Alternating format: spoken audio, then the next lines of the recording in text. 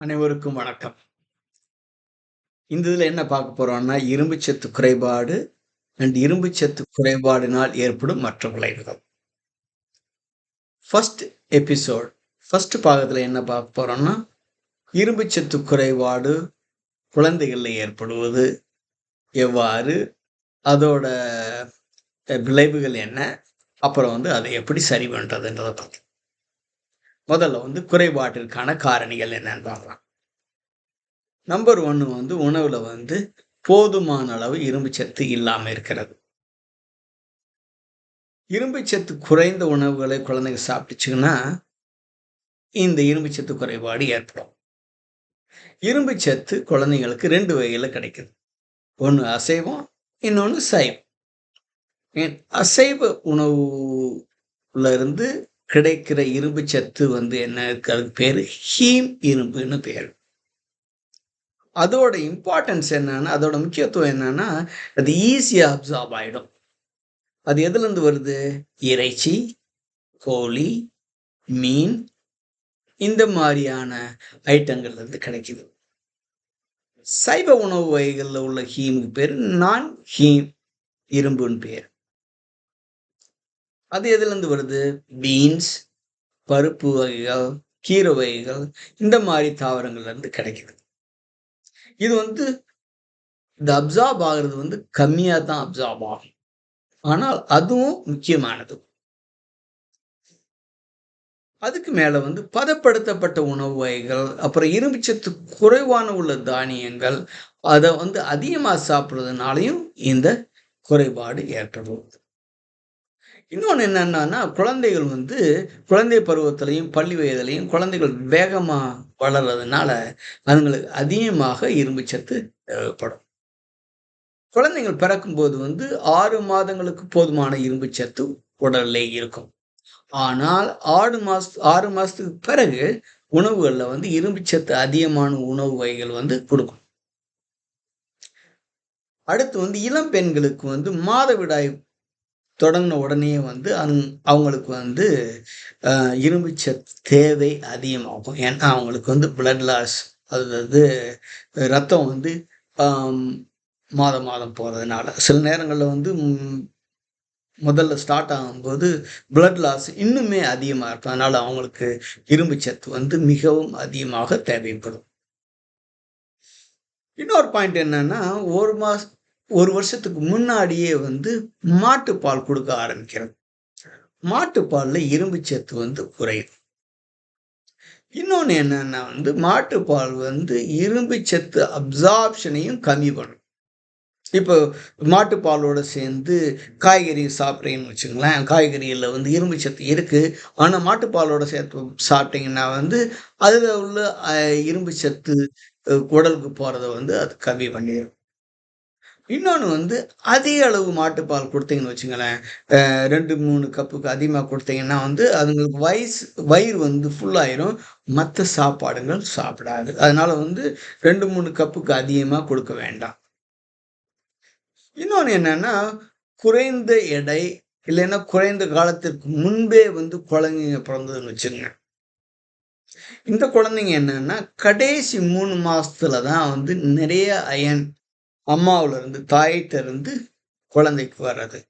அதுக்கு முன்னாடியே பிறந்த குழந்தைங்களுக்கு அயன் சப்ளிமெண்ட், அது இரும்பு சத்து உள்ள டானிக்கோ இல்லைன்னா இரும்பு சத்து உள்ள உணவு வகைகளோ சீக்கிரமாவே குடுப்பேன். இரும்புச்சத்து உள்ள உணவு வகைகள் குடுக்குறது கஷ்டம். 1 மாச குழந்தைக்கு, 2 மாச குழந்தைக்கு எப்படி குடுக்க முடியாது. அதனால அயர்ன் சப்ளிமெண்ட் இல்லன்னா இரும்புச்சத்து உள்ள டானிக்ஸ் அல்லது டிராப்ஸ் குடுக்கணும். இன்னொன்னு ரத்த இழப்பு. ரத்த இழப்பு அதிகமா உள்ளது இளம் பெண்கள்ல. மாதவிடாய் காரணத்தினால. அவங்களுக்கு இரும்புச்சத்து அதிகம் உள்ள உணவு வகைகள், சில நேரங்கள்ல மாத்திரைகளும் குடுக்க வேண்டியது இருக்கும். இன்னொன்னு குடல்ல உள்ள புண், இல்லைன்னா குடல்ல உள்ள அதர் ப்ராப்ளம்ஸ்னால ரத்த இழப்பு ஏற்படும். அது என்னன்னா கொஞ்சம் கொஞ்சமா ஏற்படும். அதனால இரும்புச்சத்து குறைபாடு ஏற்படலாம். ஓகே. என்னன்னா இரும்புச்சத்து குறைபாட்டோட அறிகுறிகள் என்ன? ஒண்ணு சோர்வு மற்றும் பலவீனம். குழந்தைகள் வந்து சாதாரணத்தை விட அதிகமாக சோவா இருப்பாங்க. இன்னொன்று வந்து வெளிரிய தோல்.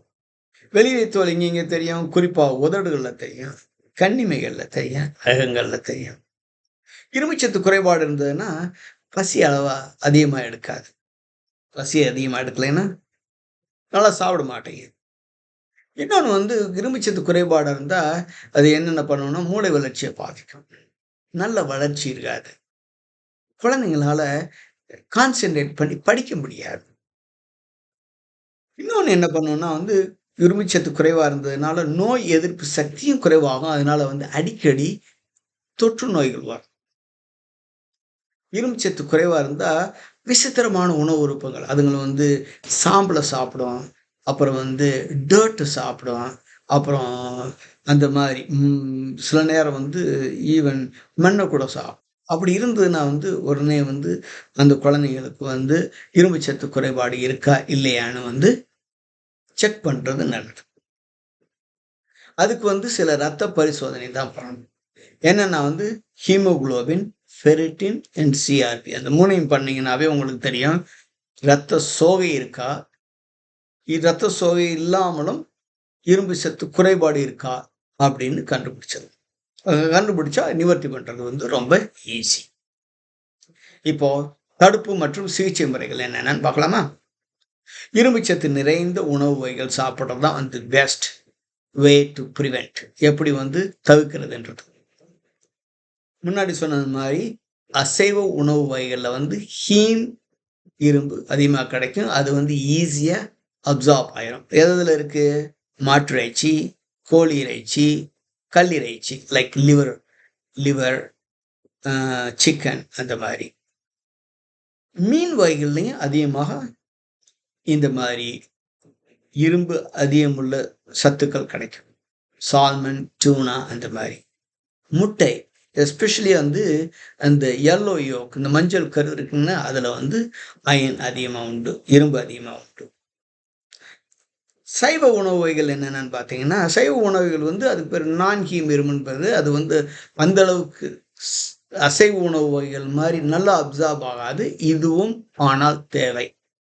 அது எதுலேருந்து கிடைக்கும்? பருப்பு, பயிறு, கொண்டைக்கடலை, கீரை, முள்ளங்கி, பிராக்கலி, இல்லைன்னா வந்து இரும்பு சத்து சேர்க்கப்பட்ட cream, oatmeal, iron fortified food அப்படின்னு சொல்லுவாங்க.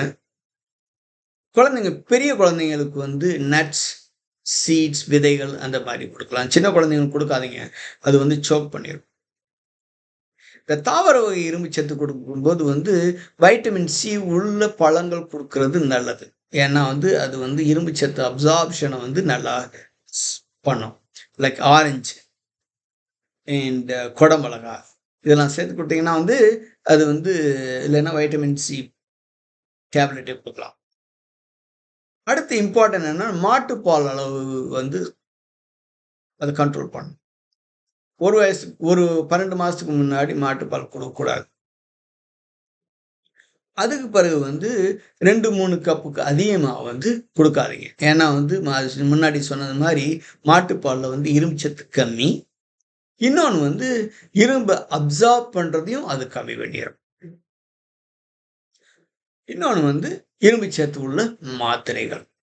இந்த மாத்திரைகள் வந்து மருத்துவர் பரிந்துரை மேலே தான் கொடுக்கணும். ஏன்னா வந்து சில நேரம் வந்து நிறைய அயன் சாப்பிட்டா அதுவும் உடலுக்கு பாதிப்பை உண்டாக்கும். அதனால மருத்துவ ஆலோசனை இல்லாமல் கொடுக்க வேண்டாம். என்னோட ஆலோசனை என்னன்னா இப்போ வந்து இந்த அனீமியா பாரத்தில் வந்து அயன் இது இரும்பு டேப்லெட்லாம் கொடுக்குறாங்க. அப்படி எடுக்கும்போது வந்து டெஸ்ட் பண்ணி பார்க்கறது நல்லது. எப்போனா உடனே பண்ண வேண்டியதில்லை. அவங்க 1 வாரத்துக்கு ஒரு தடவை எனக்கு கொடுக்குறாங்க. அதனால் வந்து 6 மாதத்துக்கு ஒரு தடவை டெஸ்ட் பண்ணி பார்த்தீங்கன்னு வச்சுங்களேன், ஹீமோகுளோபின் நல்லா ஆகுதா, இரும்பு சத்து குறைவின்மை வந்து சரியாகுதா என்னன்னு வந்து கண்டுபிடிச்சிடலாம். அந்த மாதிரி டேப்லெட் சாப்பிடும்போது ஆரஞ்சு ஜூஸோட சேர்த்து சாப்பிடட்டும். ஏன்னா வந்து அயன் வந்து நல்லா அப்சார்ப் ஆகும். இன்னொன்று வந்து எதோட சாப்பிடக்கூடாதுன்னா வந்து பாலோடையோ இல்லைன்னா கால்சியம் உள்ள உணவு வகைகளோடையோ கொடுக்கக்கூடாது. ஏன்னா கால்சியம் வந்து இரும்பு சத்து உறிஞ்சுதலை வந்து தடுக்கும். இப்போ எப்போ டாக்டர்கிட்ட போகணும்? உங்களுக்கு குருசோகை நோய்கள் அதிகமாக இருந்ததுன்னா, அவனுக்கு குருசோகை நோய் அறிகுறிகள் இருந்ததுன்னா, இல்லைன்னா வந்து குழந்தைங்க வந்து ஸ்ட்ரிக்டாக வெஜிடேரியன் டயட் தான் சாப்பிடுதுன்னு வச்சுங்களேன், சைவ உணவு தான் சாப்பிடுதுன்னு வச்சுங்களேன், அந்த குழந்தைங்கள வந்து டெஸ்ட் பண்ணுறது நல்லது. இல்லைன்னா வந்து லோ பர்த் வெயிட், குறைந்த எடையில பிறந்துச்சு, இல்லைன்னா வந்து ப்ரீமெச்சூர் பேபிஸ், பிறக்கிறதுக்கு கொஞ்சம் முன்னமே பிறந்த குழந்தைங்க, அந்த குழந்தைங்கள் வந்து முதல்ல வந்து இந்த அயன் சப்ளிமெண்ட்ஸ் கொடுக்கணும். டானிக்கோ இல்லைன்னா வந்து அயன் இது ரத்தம் இது இரும்பு அதிகமாக உள்ள இரும்பு சத்து அதிகமாக உள்ள உணவு வகைகள் கொடுக்கணும். இதெல்லாம் கொடுத்தா வந்து ஒன்று வந்து இதெல்லாம் தடுக்கலாம். இது வந்து இரும்பு சத்து குறைபாடு தடுக்க வேண்டியது, தடுக்கக்கூடியது. எப்படி தடுக்கிறது? சரியான உணவு முறைகள், சரியான டெஸ்டிங். குழந்தைங்களுக்கு போதுமான இரும்பு சத்து வந்து அவங்களோட குடல் வளர்ச்சிக்கும், அதோட ஆற்றலுக்கும், மூளை வளர்ச்சிக்கும் ரொம்ப முக்கியம். ஒரு சின்ன ஒரு உணவு அட்வைஸோட முடிச்சிடலாம். காலையில வந்து ஃபோர்ட்டிஃபைட் ஓட்மீல், இரும்பு சத்து கலந்த ஓட்மீல், ஸ்ட்ராபெர்ரிஸ் இல்லைன்னா ஆரஞ்சு பீல்ஸ். மதியம் வந்து கோழி இறைச்சி, வெஜிடேரியன் கீரை ரொட்டி, அப்புறம் வந்து சம் ஆரஞ்ச் ஸ்லைசஸ். நைட்டு வந்து மாட்டிறைச்சி இல்லைன்னா பருப்பு குழம்பு, புறாக்கல்.